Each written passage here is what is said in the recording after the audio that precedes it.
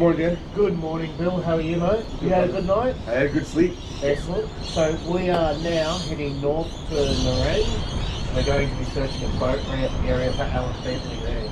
When he was last seen, he actually turned left, heading in that direction. So we're going to head left, we're going to head north up to this area and clear that area, and then maybe go up to the Mile Lakes and check out those boat ramps. Understood. So we're really looking at starting from Pindimar, the Pindimar Road, taking a left on Mile Road, and then Nerang is north on Pacific Highway, and there's a boat ramp. It's a pretty deep boat ramp according to Kent, who we met yesterday. He says he believes it's pretty deep. And if you look at the terrain, like on Google Earth, it's very steep mountains and it drops down, so it's consistent with the terrain, but it would be deep. Understood. So right now we are in Hawk's Nest, which is down right. I mean, if you look at this, pretty amazing. Waves are crashing, islands in the distance, all around. Really beautiful place. But there's no real access for a two-wheel drive truck to get into that salt water. If he did, I mean, you'd never get in. You're not getting in there.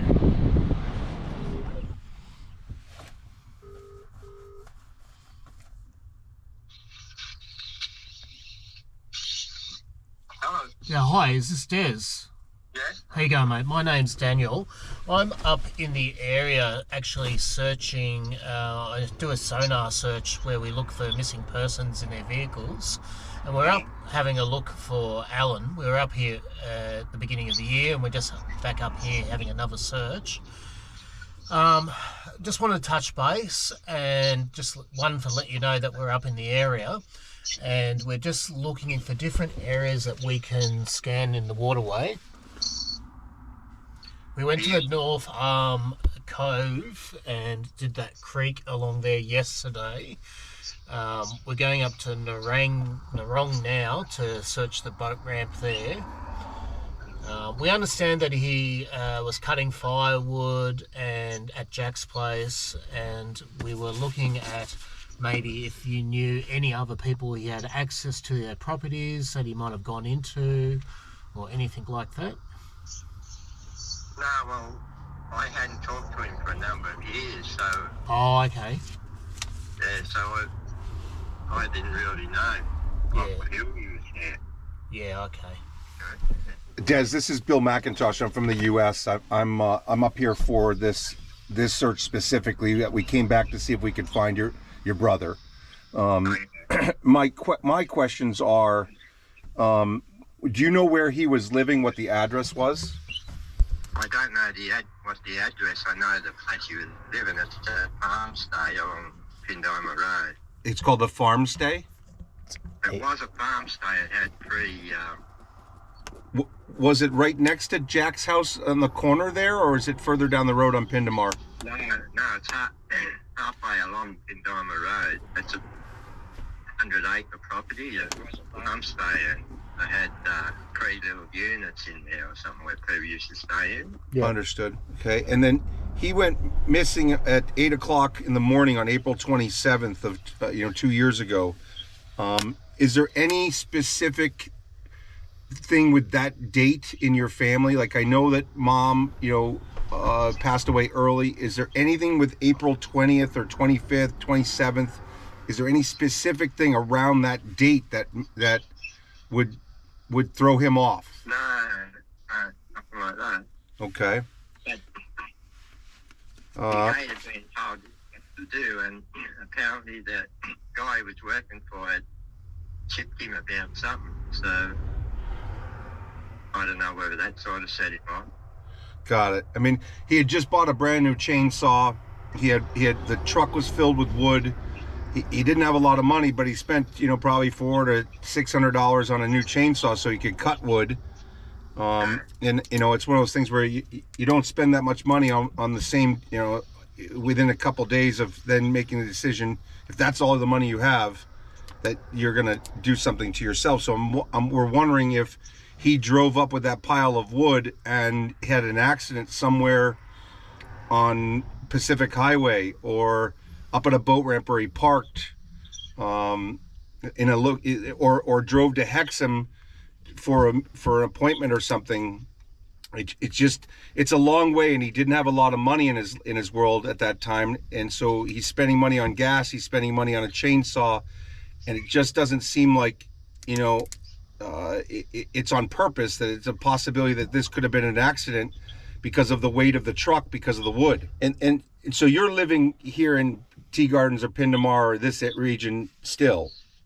Yeah, I'm in Pindimar, yeah. Pindimar. So my question to you is, if he took a left and Gavin McLeod saw him take a left on Pindimar Road onto Mayall Road, headed towards the Pacific Highway, where would he be going? Normally, again, you're from the area, you take a left on Mayall Road, where would your brother sometimes possibly go? Would he go north or would he go south at 8 o'clock in the morning? Well, if he was going to cut wood, he might have went straight across into the forest there, across the road from. Well, he was cutting wood at Jack's house because Jack had a big pile of eucalyptus that he wanted to cut down, and so that's why he cut wood there, and so that's why the truck was filled with wood already. I didn't know into that. Yeah, so we had a long conversation. We sonared Jack's property, the big pond on Pindimar Road. Oh yeah, on the corner, yeah. Yeah, we sonared that. The deepest depth was like 12 foot, 12.8, or in essence like 3.5 meters, 3.8 meters. So we didn't find anything in there. We've searched the whole region. We went to Hexham and we found 7 to 10 cars in Hexham. We thought we found the one that was his, and it had a broken window on the back. It had everything that looked just like the Holland combo van, but it was a Kia. And so we're searching to try to find your brother and bring him home so you guys can lay him to rest. And anything that you can do to, any suggestions on where he used to go as a kid, where he fished, where he hung out and spent time just thinking, where he did. What we've learned is that we go to where we're comfortable if in fact this is self-harm. And so I need to find that place of comfort that he knows if in fact it's self-harm. If it's not, then I need to find a location that he was headed to that morning that is an accident scenario where he was going around the corner and the vehicle flipped over the guardrail or flipped over the Jersey barrier and ended up in the water. Yeah, but apparently they flew all over that, so it couldn't have been there. Well, we've found vehicles in places where police have already tried to clear. Their technology sometimes was not at the level, and when a vehicle goes in, sometimes it becomes a glare on the screen. So if they did it in the first few months and they used old technology and or they did it really quickly, they could very easily miss. Like we almost missed the man in Tasmania that we found because he was behind a pine tree. So, it just takes one, 10 foot, being 10 foot away from it by accident, missing it. So I want to look at anything that has a deep body of water in the region that he frequented. At 2.5 years later, no sighting. He's never pinged off of any of the CCTV cameras on the bridges. The last time he was seen was April 27th of 2021, and there's been no sighting whatsoever since then. So we're going to sonar up in Narong, and then we're going to work our way towards the river down in starts with a K. Karua. Oh, Karua. We're going to search Karua, all the boat ramps in Karua, and then we're going to work towards Hexham. So the last thing is, so we know that he was going for the championship of his bowls club, and he was the president of the Hexham Bowls Club. Yeah, well, that's just down the road. That's on the corner of Old Maitland Road. Perfect. Okay, and so it's Tuesday. He doesn't have the bowls championship till Saturday. And you'd think that he would have made that bowls championship. You know what I mean? He wouldn't have missed it for the world. Yeah, that's right. You know, so that's why I have a tough time thinking you buy a new chainsaw, you have a championship that weekend for your bowls club that you're the president of, and you disappear. And the reality is you know, could it be he decided that was the day something snapped and he went? Yes. But could it have been an accident because he just spent hundreds of dollars on a chainsaw? He has that championship. I just don't see it as, you know, a self-harm 4 days before all that's going, you know, with all that going on. But I don't know. So that's it. You know, we thank you for your time and thank you for answering the call. Okay, hope you find him, but yeah, we're gonna give it our all, Des, and you know, if anyone has any suggestions in the family or any of his friends, you know, you have Dan's number. We'll give you a call, obviously, if we do, and just let you know. Are you happy to have that if we do find that over the phone? yeah. Yep. Yeah. No, Des. Well, as I said, we're up here for another couple of days, and we're going to do everything we can. Okay, thank you. No worries, buddy. Thank you, sir. We'll talk to you soon. Bye.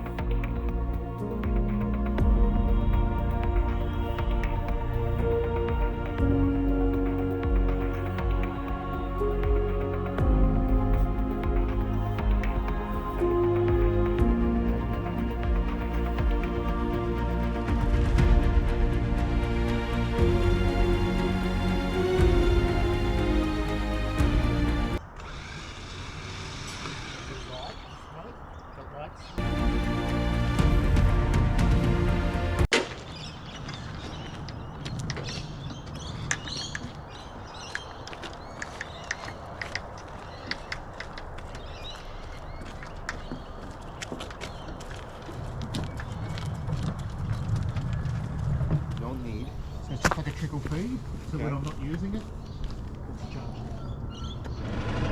so we're just pulling out from the boat ramp now. We've got Bill using the Garmin and I've got the Hummingbird.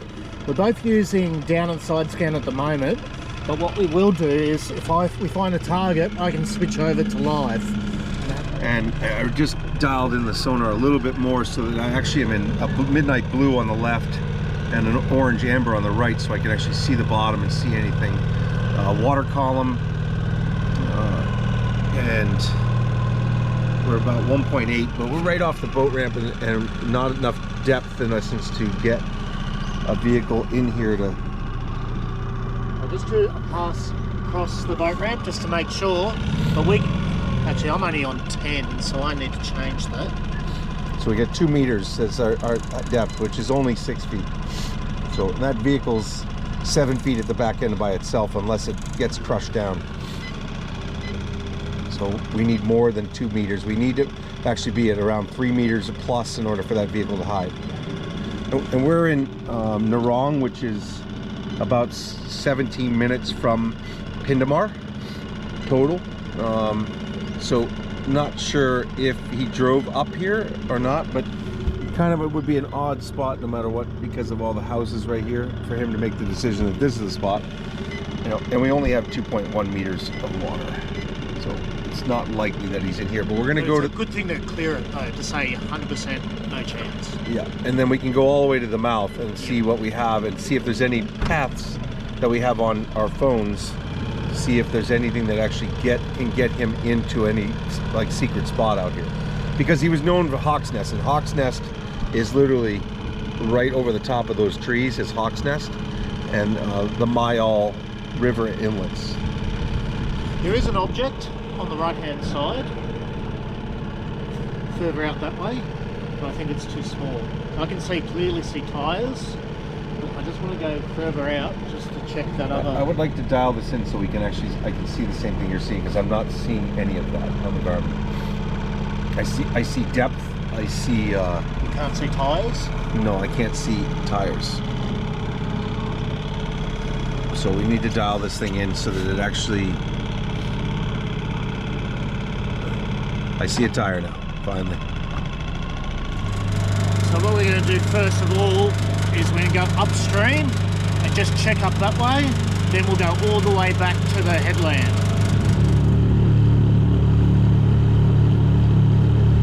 So I've done it again.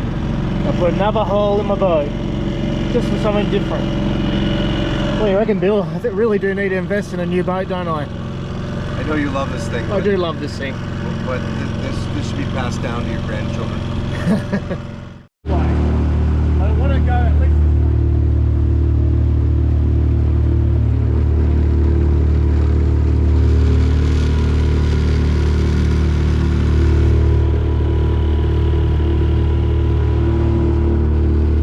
So we're on the Bundabah Lake, which is an inlet that goes, that side's tea gardens, Hawk's Nest is out there on the beach, and then in this corner here is Legs, which is a ferry boat that cuts across over to Hawk's Nest, the backside where Hawk's Nest actually has the beach that goes all the way along that run.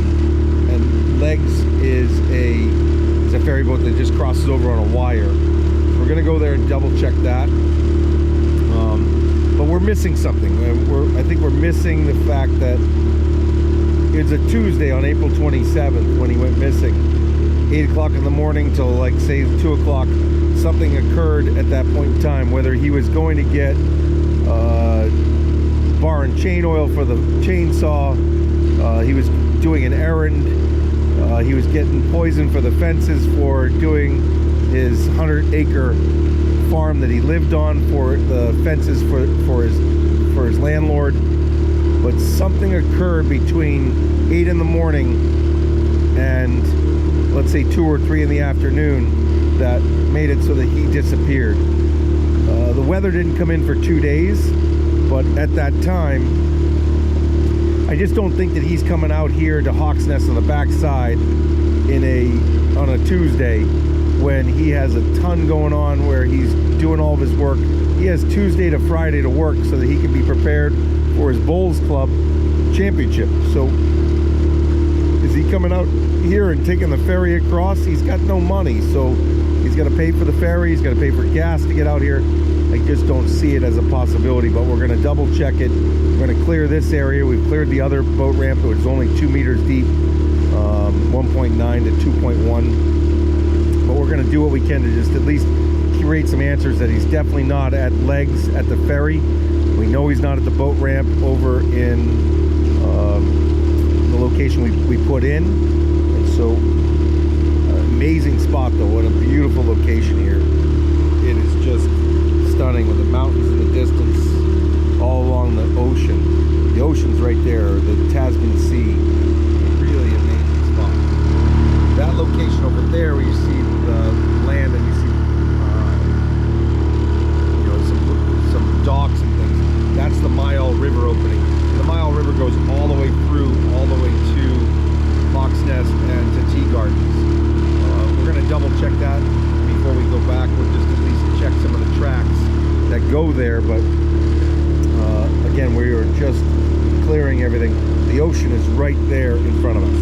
So there's a little V in the trees, and where that V is, you actually can go right out to the ocean. So we might come along that side, like come along the front through the green markers that are over there. There's a green marker there. There's a green marker over there. We're we're going to come along that backside on the way out, so we can come along and go to the Mile River. So we might go out to the ocean for a second, take a little quick run out there just to see what the road looks like. So we're at the Legs boat ramp for the ferry that actually brings cars across on a wire, and it's just a small short crossing, but it allows people that are camping on that side on Hawk's Nest to access the opposite side, and we get to see the boat here, the ferry actually going across. It goes a short distance right across.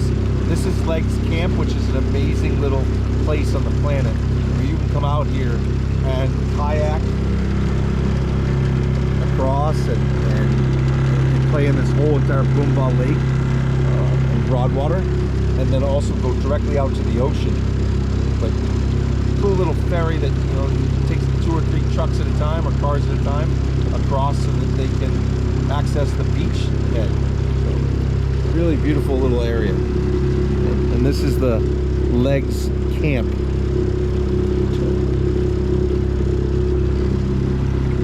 There's a road that goes all the way along there, and there's a road that goes all the way along there.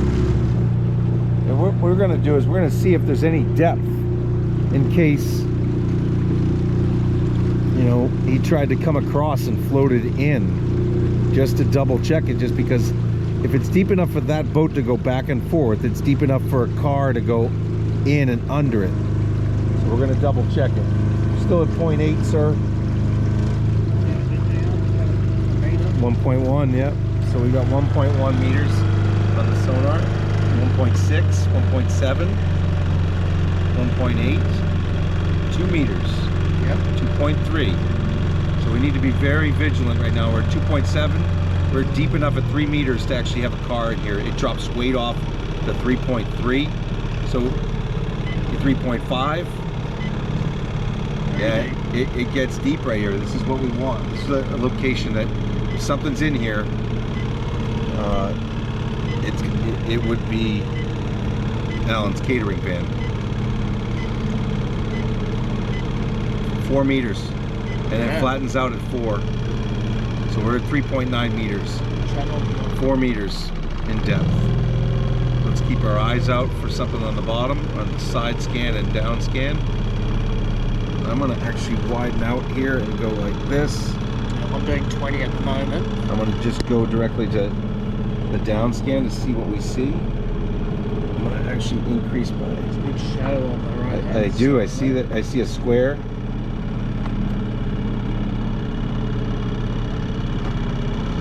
Getting deeper, down to 4.5. 4.7. It's still going deeper right here at the boat ramp. Stretching these cables. Down to 5 meters. 4.8, 4.9. 5.1 on my side. It's very clear though. I see the cable. The cable comes across there. Yep. 5.4. On my left, your right. There's something on the right hand side here. Fairly tall shadow. But it's not in the shape of a car, but it's the closest thing to an object we've seen the whole time. Lots of rocks on the left hand side. So 4 meters deep at the ferry boat launch. The ferry only goes across right there. Excuse the beer, I had to get an Iron Jack crisp Australian lager. This is, as Jared would say, this episode is brought to you by Iron Jack crisp Australian lager.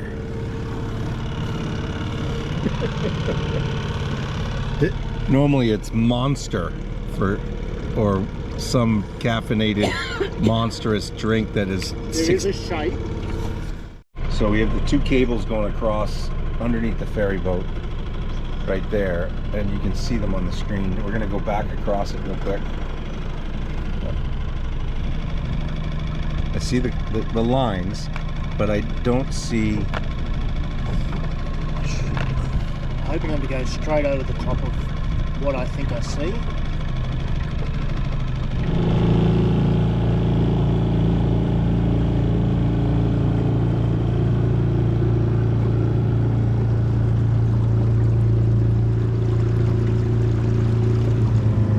We're at Joe's Cove Campground. We are at 3.9 meters of depth in the water. And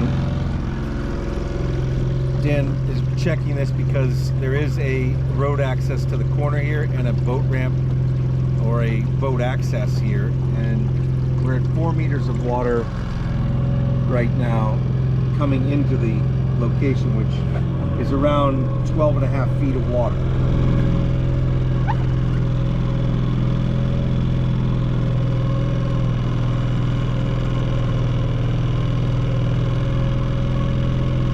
Bunch of weed on the bottom, some bait fish. I don't see anything distinctive on the bottom that is showing anything other than nothing of auto nature. We have an undulation coming up here. We got an increase in height. And again, we're going to the campground, which is right here, which you'd have to squeeze between the trees to get there, and a sign, and it is shallow as Mr. Daniel Richard likes to say, but it's crystal clear, as he also likes to say. So sitting at 3.4 meters, starting to drop down as we go along. At 35 meters from the shoreline. Absolutely happy that this is cleared. On to the next campground. So the road goes right along there all the way through, but we're in 0.7 meters of water, which doesn't do much. So there's no way a car could get, or a truck could get in here and not be seen. It's still sticking out of the water. Yeah.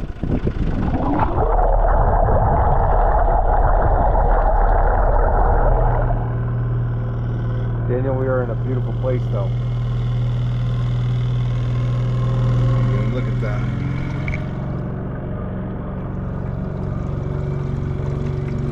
So we're going to go along the road just to make sure. Up in that left-hand corner that you see in the distance, you see that over there is a campground that is on the Tea Gardens Hawk's Nest side. So we're going to come in there and make sure that there's nothing of depth over there and clear that area, so we know that this section's all clear, and then we know we can keep moving from here out, because from what we see, that there's no way that he drove this far to go put a vehicle in the water if in fact it's a self-harm situation. That he's going to be closer to home, or he's going to be closer to Hexham.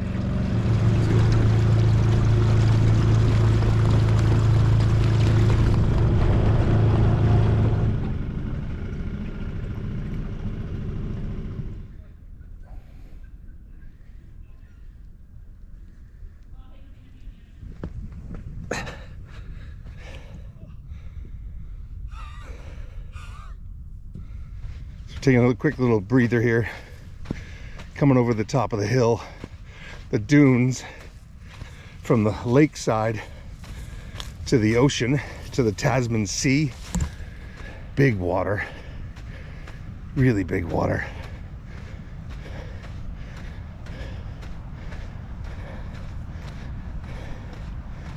Big waves. Look at this.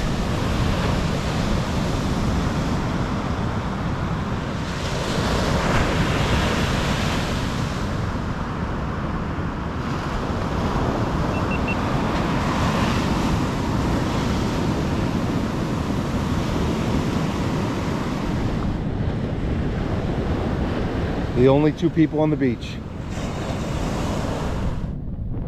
Look at the wave behind that one.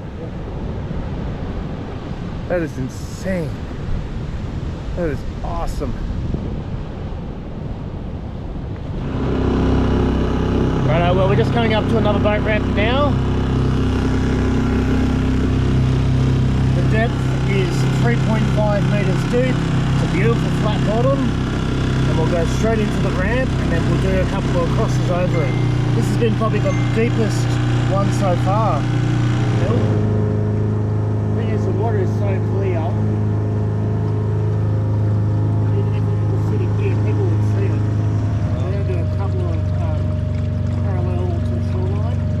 right into it. Yeah.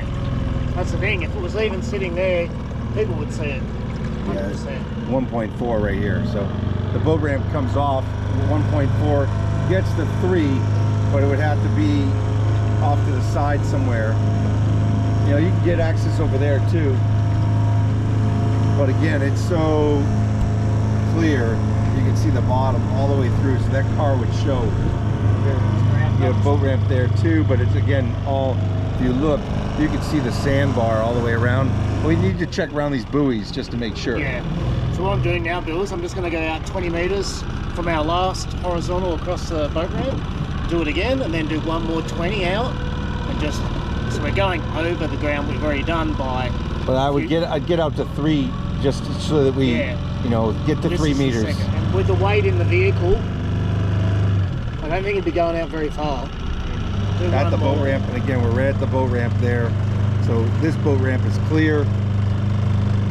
2.1 meters at this corner. 2.2 meters. Still not enough to hide that vehicle. We need at least 2.7 to 3 meters at minimum. But let's check outside these buoys just in case, because you've got an access point there, and you've got an access point there along this whole beach. It's just too shallow in this section to hide a vehicle. So this side of Hawk's Nest is clear. Starting to get the depth we need, but so now we're in 2.9 meters. we're just too far away from the edge. If this was a river and could draw you out, then that's fine. This is a lake. This has no current. But it's the deepest point we've had, close to a boat ramp, as you said. And in an area that he used to frequent in Hawk's Nest, where he would go out that road, Muddy Brook or whatever it's called, out to this corner. The only thing I was thinking too, if you had to come out this way, he would have had to have paid to go over the ferry. On that side, not on this side.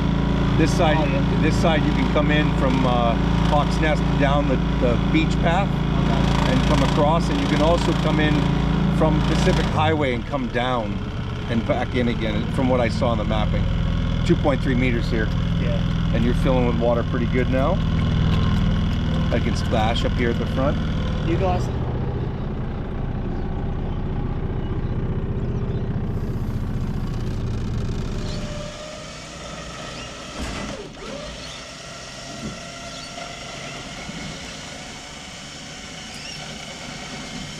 We're slacking off. Driving around. Doing nothing. We're going to Bundabah. Bundabah. Here we come. Hey, we're going to the Mile River, up off of the Pacific Highway, just to see if there's anything at the boat ramp over here on the Mile. Just in case he went this way and decided that he wanted to be in the Mile River. Right? We're at a loss at this point, so we're just checking out everything that's on the northern section away from the CCTV camera. So we're going to Bundabah on the A1, which is the Pacific Highway.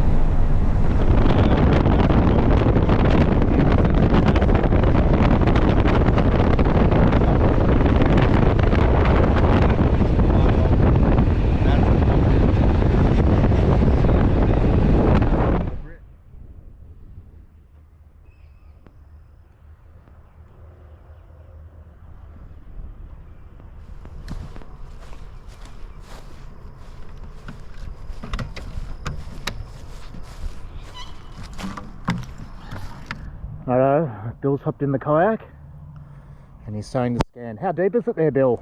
7 meters. 7 meters? That's deep, mate. Good luck. So we got sticks on the ground, formation in the middle and the side. Nothing that is vehicle in formation yet. Again, tree all in here. You can see that same tree formation all right there. Logs on this side as well. Yeah, all tree limbs in that section there.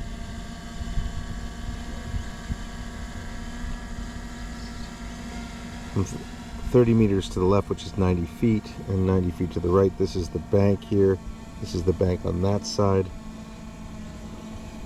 As we go by these grasses that are here, okay, we are looking at that as the grass line.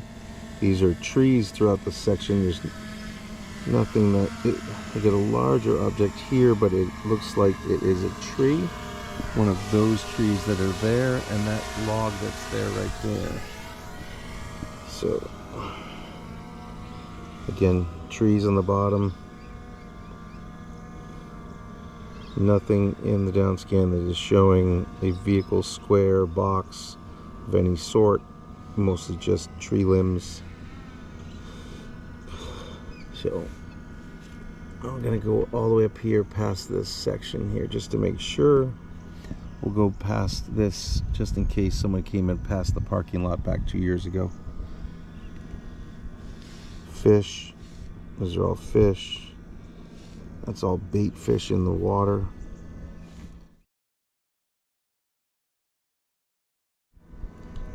Bait fish all throughout the whole section. But nothing that is vehicle in nature. Again, we're going 30 meters to the left, 30 meters to the right, which is 90 to 100 feet, and 100 feet to the right and to the left. Trees on the bottom. I'm looking down this edge to make sure I'm in 5 meters of water, so technically you have the ability to have a car in here. It would show I have a boat, I believe, right here. Let me go back and see. Let's get that boat on sonar, just so we know we can do it. I'm going to put it on live scan and come across it.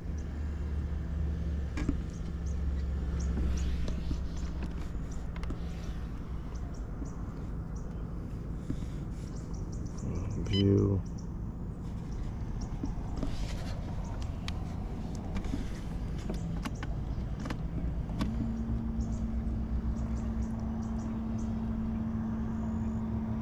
And 6 meters of water right here at this boat, houseboat. Still in 6.6 meters of water right here. And I am literally 20 feet from the bank.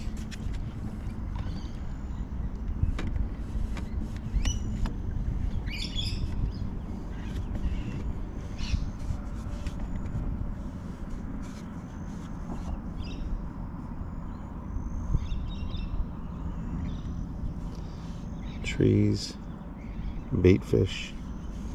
Let's switch views to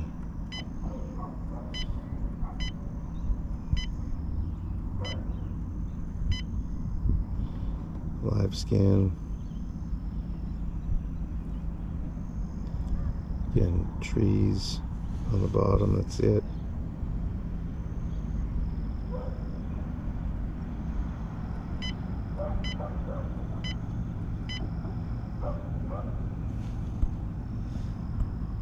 I think that's a boat right there. I'm in 8.6 meters of water.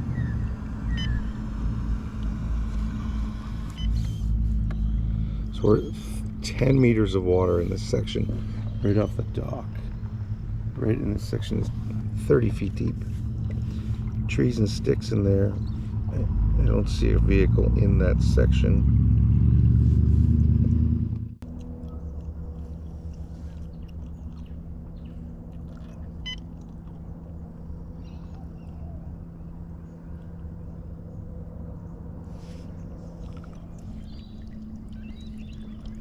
Just a big pile of trees, I think.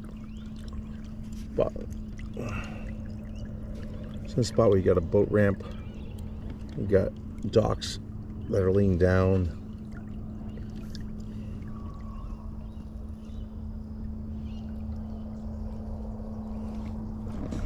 Another boat ramp kind of set up right there too.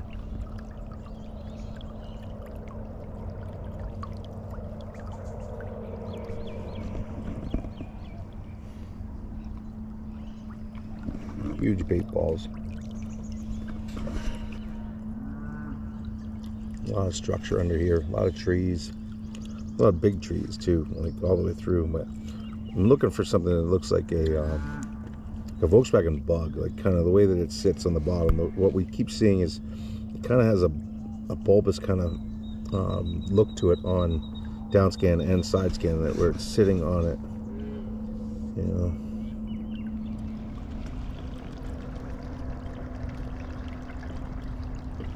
Again, there is access on that side, and there's access on this side of the farm too. We're about to disturb all the birds that are here, and there's hundreds of them, so it might get a little interesting, a little wild right here in a minute. I'm looking at the bottom, just sticks and trees, and going down to the highway.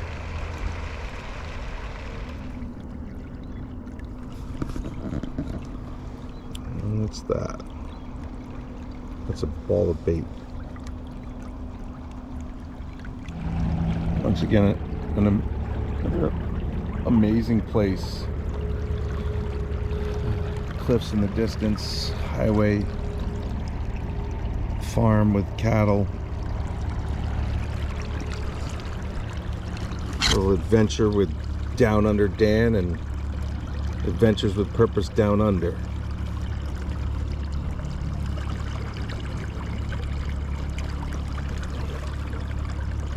I'm just going down to that bridge, and I'm looking for anything that stands out as a structure that should not be in the river.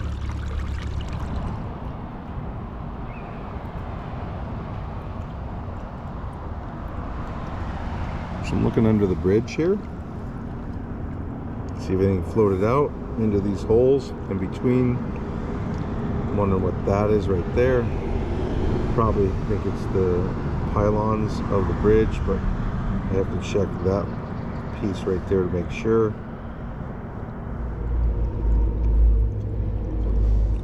Pylon right there. That's the pylon. Have a look at both sides of it. I'm in 5 meters of water. I'm looking 30 meters to the right, 30 meters to the left. I'm seeing if anything came over the side of this bridge right here, and it's showing up on down scan and side scan. This is side scan, that's down scan. Again, this is water column. And I'm just clearing everything that's in the area to make sure that there's nothing that came over the top of the bridge.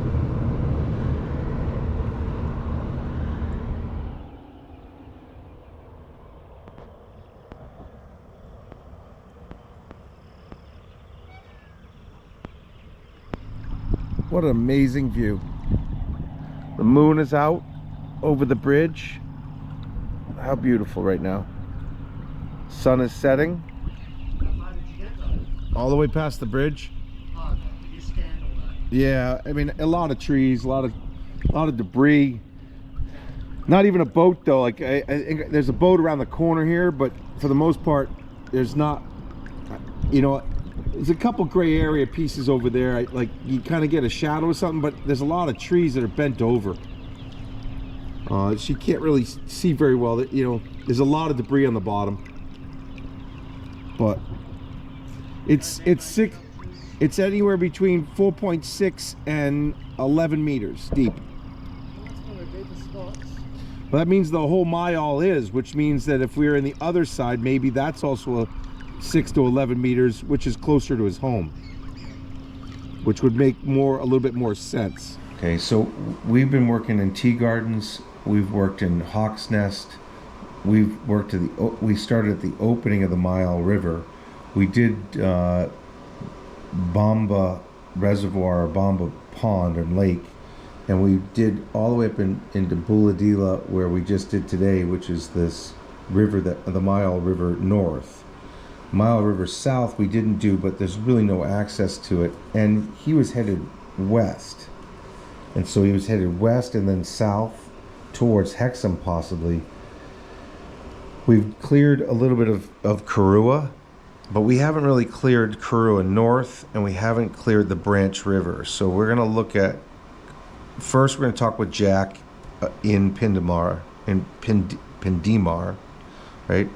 And we're going to see if there was any dams that he would have possibly gotten into in Pindimar, so that we actually know that whether or not his friends or his other clients that he had have a dam that's on their property that he could have gone into because of the weight of the truck, because he has that new chainsaw. So was he going to go do work at a different place with a chainsaw instead of do it because he decided, I'm not doing poisoning, I really don't want to work for that guy again tomorrow, so I'm going to go find a different job? And maybe he went to that different job and he didn't make it to that job, and that person's never come forward and said, hey, he was supposed to work for me cutting trees. Because there's a reason why he bought the chainsaw. It wasn't just to cut Jack's property. He must have had, like, I only buy a chainsaw if I have multiple jobs. If I have multiple trees I need to cut. So I wouldn't buy it just for Jack's property. I'd be buying it so that I could do multiple projects. So my thought process is, where in Tea Gardens or Pindimar or Karua or across into the Branch River / Karua North would he have been going to do that work? Because there's no body of water that he could have gotten in up above here. There's no body of water in this section. And if he had gone north on one, okay, on the A1, Bundabah's next. The Narong and Bundabah are next.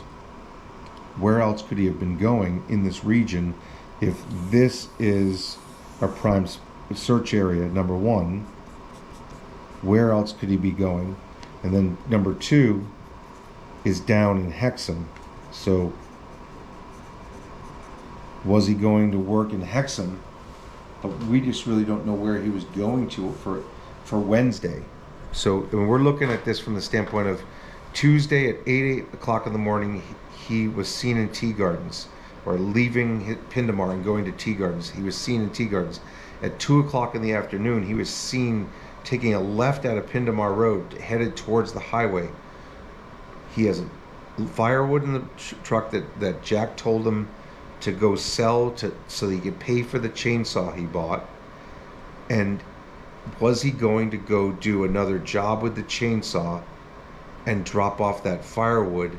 And where was he dropping that firewood off? Because in the end, he disappeared with a chainsaw and firewood.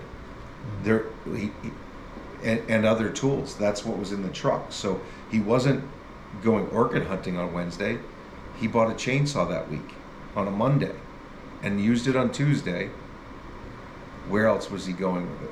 And that's the question, that I guess the $2 question, because in order to clear the next section, we need to know where he was going to work on Wednesday, Thursday, and Friday. Because if he was not going to go do poisoning because his landlord / his other project, he had a falling out with him, he was leaving his personal property possibly. Everything was in the truck. He didn't have much. He didn't have any money. So where was he going with little money? I mean, it really sounds like Dale Nicholson. It sounds like the same story where he just had nothing left and nothing more to give. And somewhere along these lines, he made the decision that, whether it be an accident and he went off the road with the weight of the truck, or he made the decision that today was the day that he was going to disappear. And he disappeared not into the bush, but he disappeared into the water with a weighted down truck. And so we have to find that location, and the only way to find that location is to know which direction he was headed in. North, south, or west. Well, hopefully we'll be able to catch up with Jack in the morning and clear up a couple of these questions that we've got. And I still want to check those 2 ponds on the side of the driveway. It looks like it's only shallow, but I'm thinking 5 feet. It's going to be 2 meters. Yeah, and that's fine. But at least I won't have to think about it. Yeah, I understand. So we'll do that. But we'll keep on moving on this. Try to figure out where we go next. But I think we've got to make sure that we've cleared each one of these areas. And one of the things we haven't cleared are these dams that are in neighboring properties that he could have been going to work for. And we just, until we can get through the gates, we can't call this area clear. We can't do this without your support. I mean, searching for people, it takes a tremendous amount of effort and energy. It costs thousands of dollars to keep us on the road when we're doing stuff like this. And the only way to get answers is to keep them on the road. If we don't clear areas, Families don't know that when they drive by that pond or that lake or that dam or that river, that river is cleared. And so we're trying to clear each and every river in the regions where these people go missing, in hopes to find them, but to create some answers for the family to know where they're not.